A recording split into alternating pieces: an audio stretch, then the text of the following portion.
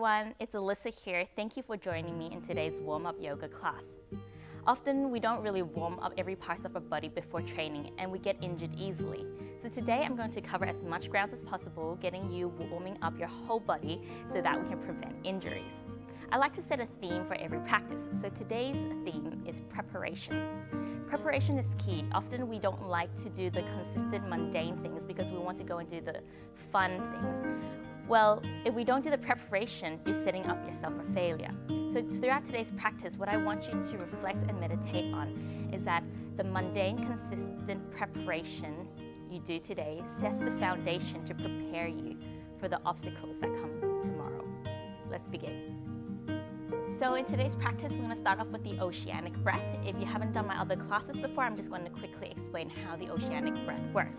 So you're going to breathe in and out through your nose, but as you exhale, you're going to feel the restriction of the air through your throat. This is what it sounds like. Breathing in, exhale. And it sounds like the ocean because as you exhale, you feel the restriction from your throat and you exhale through your nose. I'm going to do that 3 times together. It helps to energize your body.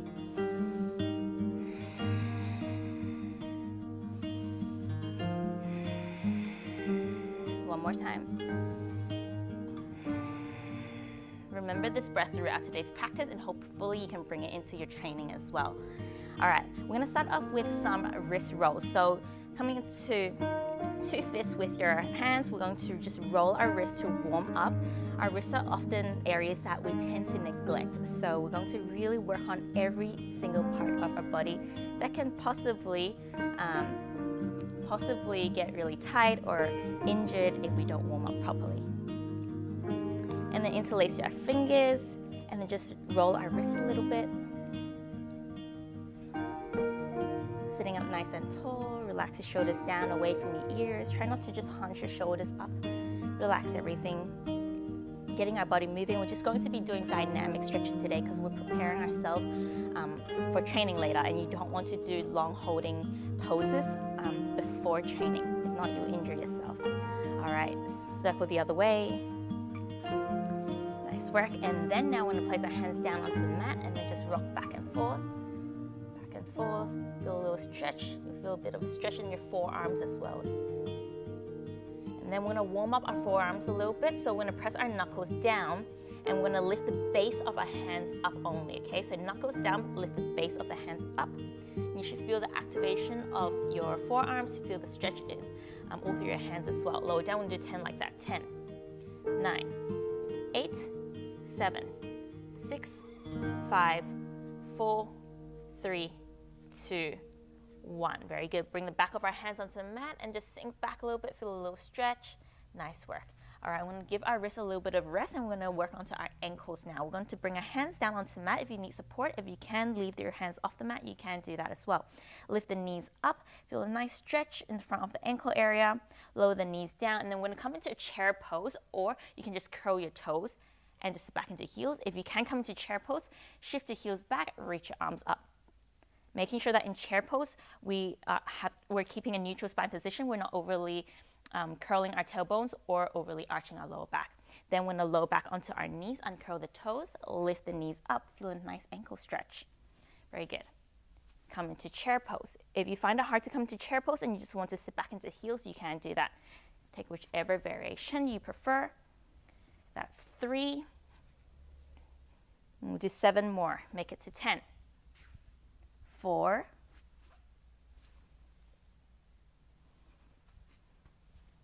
5. And 6. Chair pose. And 7.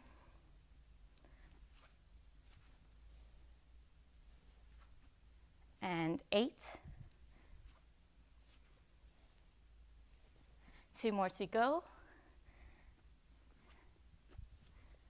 And 9. Last one. And 10. Lower down. Very good. All right. Now I'm going to teach us one more warm up for our wrists. So we're going to come into a squat position. a yogi squat, I like to call it. Our toes pointing outwards. For some of you, you might be feeling a bit of discomfort and you might want to slip a blanket or a block underneath your heels, or you just want to come into tiptoes. That's totally fine. So we're going to come into our yogi squat, and then we're going to lift our hips up, and then we're going to bring our arms underneath, and you're going to allow your hips to sink down. So you should feel a bit of pressure on your forearms now in this pose. If it's a bit too much pressure, lift your hips up a little bit, but just adjust accordingly. And then we're going to close our hands into a fist and open them back out. Close it into a fist, open it back out. Do 10 more like that. 10, 9, 8, 7, 6, 5, 4, 3, 2, and 1. Slowly release. Very good. And then bring our hands to heart center. Use our elbows to open up our hips here. So a nice little stretch to begin with.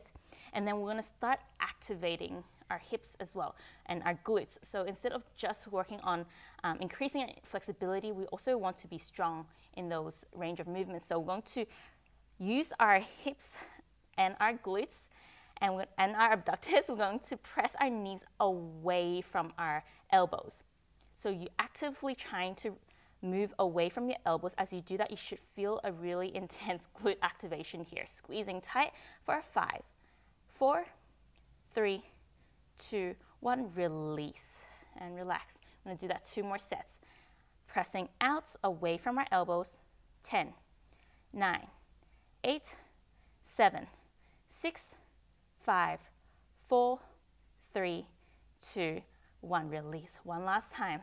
Relax and press out. 10, 9, 8, 7, 6, 5, 4, 3, 2, 1. Slowly release. Bring your hands back down. Come into child's pose. Take a little breather. Find your oceanic breath to energize yourself.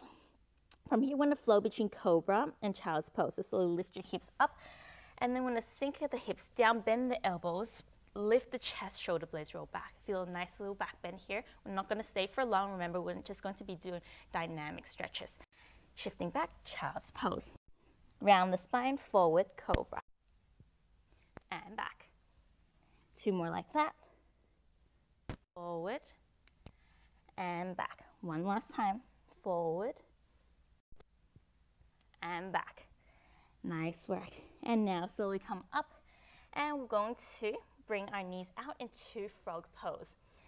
So you're going to really open up and stretch warm up the abductors here and our hips. So flex our feet, bending the knees around 90 degrees, making sure that our hips are in line with our knees. So your hips are not shifting forward, but in line first.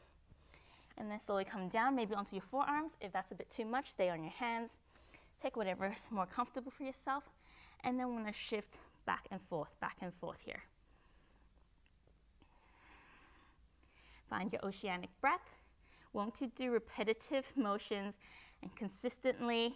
It might be mundane, it might be a little bit boring, but the preparation is key. Remember that the preparation today sets the foundation to help us to face the obstacles that come tomorrow. And so this will help you prevent injuries in your training, so it's important. Shifting back and forth, and slowly come back to center. Very good. Now we're going to come into half frog pose, so left leg straightens out and only your right knee is bent. From here, you can lower onto your belly, whatever feels comfortable, or you can just fold your arms in front.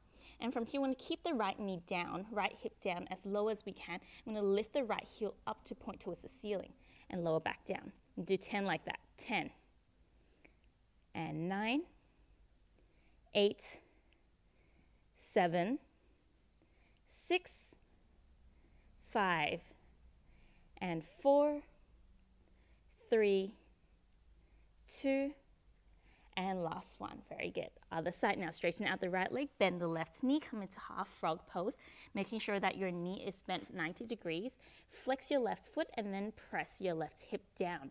From here, lift the left heel up to point towards the ceiling, really working on that rotation here. Lower down, and 10, and 9, 8, 7, 6, 5, 4, 3, 2, and 1. lower down. Straighten out both legs. From here, we're going to come into Supergirl pose.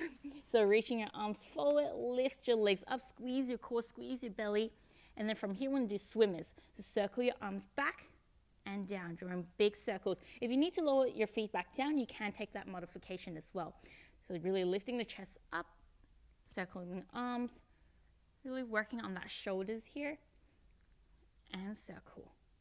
5, 4, 3, 2, 1. And now we're going to bring the hands behind our head, lift the elbows up a bit higher, lift the chest up, holding. I'm going to pulse up 10 times.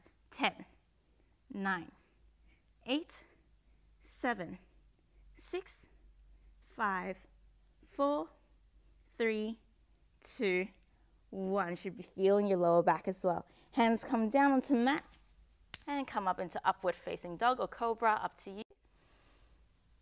A little stretch low onto your knees, sit back into child's pose. Nice work. Very good. From here, around your spine, come up, come into our downward facing dog. Paddle out our feet, allowing your heels to sink down towards the mat, pressing your chest back towards your thighs. You should feel the nice little stretch in your calves and hamstring here. And then slowly want to step the right foot forward, lower the left knee down, come into low lunge here. From here, we want to try to keep our hips a bit further forward, so make sure that your back knee is not directly underneath your hips, because then you won't have space for your hips to really stretch here. Keeping your right knee stacked over your right heel here. From here, we're going to shift from low lunge, straighten the front legs, half split. In half split, we want our right hip to shift back, left hip to shift forward. Flex the right foot, toes pointing straight up. So a lot of people try to pull the head down. Instead of pulling the head down, I want you to pull your chest forward and lift your gaze. That way you get a deeper stretch in the back of your legs all the way up towards your glutes. So low lunge, half split. Low lunge, half split. Very good. A few more times at your own pace.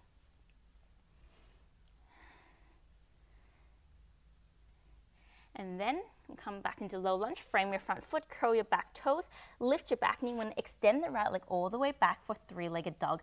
Then want to bring that right knee in and step out to the right side of the right hand for lizard pose. You can even blade the right foot to the outside edge so the inside edge of the right foot lifts up.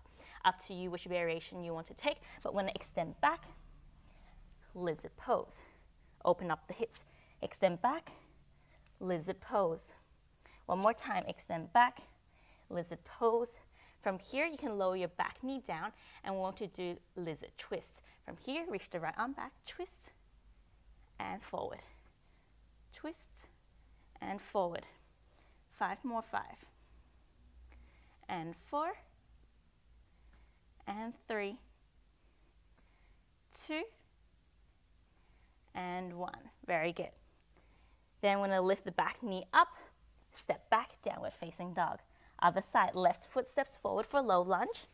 Lower your right knee down, shuffle the right knee back if you need to. From here, low lunge to half split. Remember to shift that left hip back, right hip forward slightly, squaring off your hips.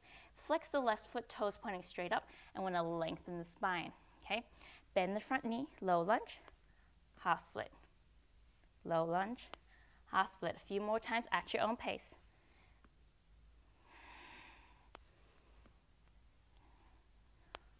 And one more, and then come into low lunge. From here, plant your hands down, curl your back toes, lift your back knee up, extend the left leg all the way back for three-legged dog. Plant your left foot out to the left side, maybe even blade the left foot to the outside edge so the inside edge lifts up. You can lower onto your right knee if you want to, or keep it nice and strong. Lift it, extend back. Lizard pose. Rotating the thighs outwards in your lizard pose to feel the outward rotation of your hips. And open. 3 more like that. 2. Last one. And from here, lower your right knee down. We're going to do lizard twist. Reach your left arm back and forward. You should feel a nice little stretch in your lower back, and at the same time, working those shoulders. 5 more like that together. 5 and 4 and 3, 2 and 1. Very good. This time, instead of stepping back, we're going to curl the back toes, lift the back knee up, And then we're going to shuffle that left foot forward and point the toes to face the right.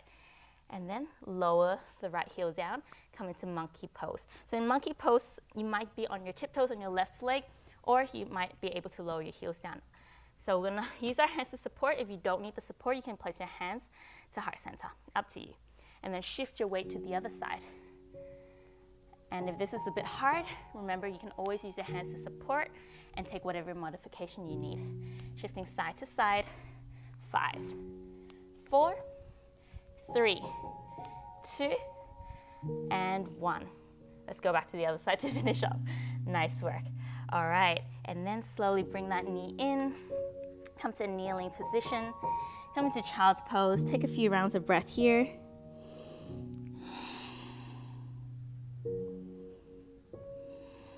One more oceanic breath.